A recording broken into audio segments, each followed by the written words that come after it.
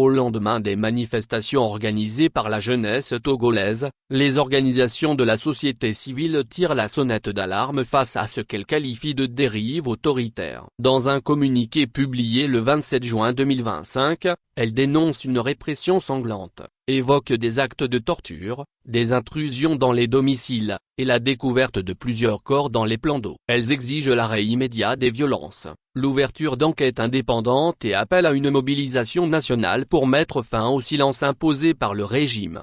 Communiqué des organisations de la société civile. Stop à la violence d'État comme seule réponse à la jeunesse togolaise en colère. Les rues de Lomé ont encore été le théâtre d'une répression brutale et systématique. Les manifestations initiées par la jeunesse togolaise ont été sauvagement réprimées par les forces de l'ordre, dans une opération qui semble avoir été pensée pour terroriser, non pour restaurer un quelconque ordre public. Des images et témoignages glaçants affluent. Une répression lourde s'est abattue sur des manifestants à main nue, des bastonnades à l'aveugle, des jeunes molestés sans raison, des personnes arrêtées simplement parce qu'elles se trouvaient au mauvais endroit, au mauvais moment, des arrestations arbitraires sans procédure, des actes de torture. Certains ne manifestaient même pas. Leur seul tort, porter du rouge, couleur désormais stigmatisée comme symbole. Des nervis cagoulés ou non, agissant en parallèle ou en appui des forces de l'ordre, ont été identifiés par des témoins. Cette milice informelle a semé la peur avec une impunité révoltante. A enfamé, aujourd'hui vers 13h,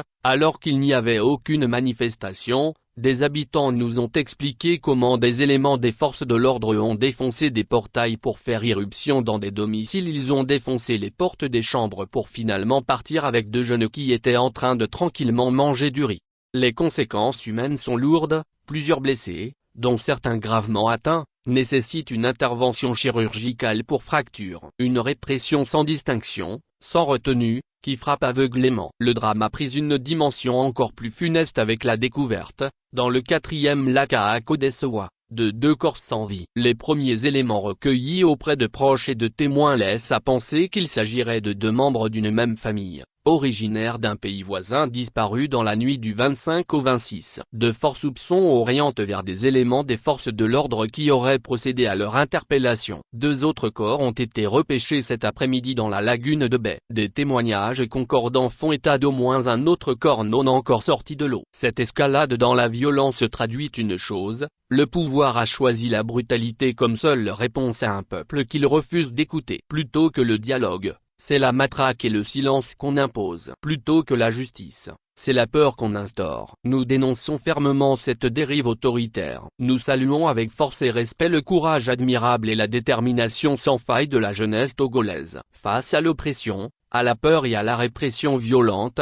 elle a choisi de se lever, de parler, de résister. Elle est aujourd'hui le visage de l'espoir et de la dignité dans un pays où l'arbitraire et la brutalité étatique veulent étouffer toute voix dissidente. Cette jeunesse mérite non seulement notre admiration, mais aussi notre appui concret. Il est désormais impératif que la désobéissance civile s'étende à tous les secteurs de la société. C'est par une mobilisation générale, pacifique mais résolue, que nous pourrons briser les chaînes de la peur, imposer la libération totale de notre pays et poser les fondements d'un véritable état de droit, où la démocratie sera une réalité vivante.